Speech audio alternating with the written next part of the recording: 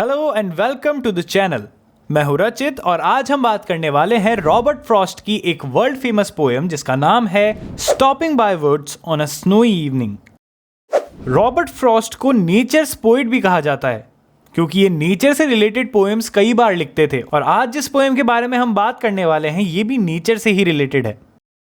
ये पोएम लिखी गई थी 1992 में और ये पब्लिश हुई 1993 में रॉबर्ट फ्रॉस्ट के एक कलेक्शन में जिसका नाम था न्यू हैम्पशायर। इस पोएम के बारे में आपको एक इंटरेस्टिंग फैक्ट बताता हूं। रॉबर्ट फ्रॉस्ट खुद ये क्लेम करते हैं कि उन्होंने ये पोएम एक सिटिंग में लिखी थी, जो कि काफी इंप्रेसिव है। ये पोएम 4 स्टांजाज में डिवाइडेड है जिसे क्लासिकल रुबायत स्टांजा कहा जाता है। रुबायत जो है वो एक पर्शियन टर्म है फॉर क्वाट्रेन, और क्वाट्रेन तो आपको शायद पता ही होगा जिसका मतलब होता है 4 लाइनों का स्टांजा। तो अब हम बात करते हैं इस पोएम के बारे में। इस पोएम में हमारा जो नरेटर है वो 2 चॉइसेस के बीच में कंफ्यूज हो गया है कि वो या तो इस पीसफुल एनवायरनमेंट में रुककर यहाँ स्नो को गिरता देख सकता है या फिर उसकी जो सोशल ऑब्लिगेशंस है या उसके जो प्रॉमिसेस उसने किए हुए हैं या उसने जो वादे किए हुए हैं उनको निभा सकता है। ये पोएम इन्हीं 2 चीज़ों को एक्सप्लोर कर रही है। तो आइए हम इस पोएम का एनालिसिस शुरू करते हैं। Whose woods these are, I think I know। ये हमारा नरेटर है, वो कह रहा है कि ये जिसकी ज़मीन है मैं उसे जानता हूँ। His house is in the village तो, पर उसका जो घर है वो विलेज में है। He will not see me stopping here। चूंकि उसका घर विलेज में है तो वो मुझे यहाँ पर रुकता हुआ नहीं देख सकता है, वो मुझे यहाँ पर रुका हुआ नहीं देख सकता है कि मैं यहाँ ठहरा हुआ हूँ। To watch his woods fill up with snow. वो मुझे यहाँ पर रुका हुआ नहीं देख सकता है कि मैं यहाँ पर रुककर उसकी ज़मीन को बर्फ से ढकता हुआ देख रहा हूँ। My little horse must think it queer. मेरा जो नन्हा घोड़ा है, छोटा घोड़ा है, वो इसे अजीब समझ रहा है या अजीब समझ रहा होगा। To stop without a farmhouse near.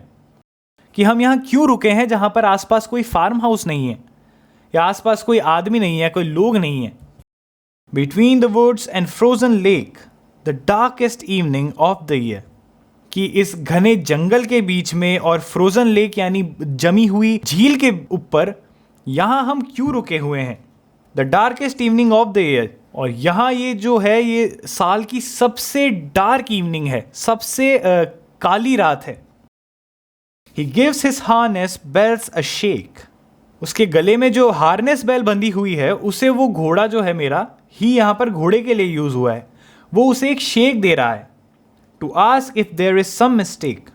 घोड़ा जो है वो बोल तो सकता नहीं है पर वो ये हार्नेस बेल को शेक देकर, उसे हिलाकर, उसे बजाकर मुझे एक सिग्नल दे रहा है कि क्या हमसे कोई गड़बड़ हो गई है, क्या कुछ मिस्टेक हो गई है यहाँ पर। The only other sounds the sweep of easy wind and downy flake. Narrator कह रहा है कि उसके घोड़े की हार्नेस बेल के अलावा उसे इस सुनसान जगह पर सिर्फ 2 आवाज़ें सुनाई दे रही है। एक है जो है विंड की, ईजी विंड की, और दूसरी है जो स्नो फ्लेक्स गिर रहे हैं आसमान से उसकी। The woods are lovely dark and deep. अब यहाँ हमारा नरेटर कह रहा है कि जो ये जगह है, जो ये जंगल है, ये बहुत लवली है, बहुत डार्क है, बहुत घना है और डीप है। But I have promises to keep. पर मुझे कुछ वादे हैं, कुछ जिम्मेदारियां हैं जिन्हें निभाना है। And miles to go before I sleep, and miles to go before I sleep. मेरा मन है यहाँ रुकने का, मुझे ये पीसफुल एनवायरनमेंट बहुत पसंद आ रहा है, मैं ये देखना चाहता हूँ, यहाँ पर स्नो गिरती हुई देखना चाहता हूँ, मैं शांत वातावरण में बहुत खुश हूँ।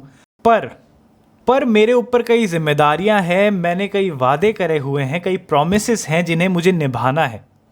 इसलिए मुझे सोने से पहले, रेस्ट करने से पहले उन सभी चीज़ों को करना होगा। Miles to go before I sleep का मतलब है कि मुझे वो सारे प्रॉमिसेस, सारे वादे निभाने पड़ेंगे।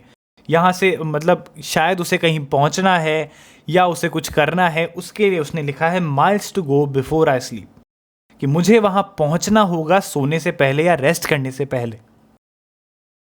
अब मैं इसकी मेजर थीम्स की अगर बात करूँ तो यहाँ पर हमें एक थीम देखने को मिल जाता है social obligation and personal Dzire.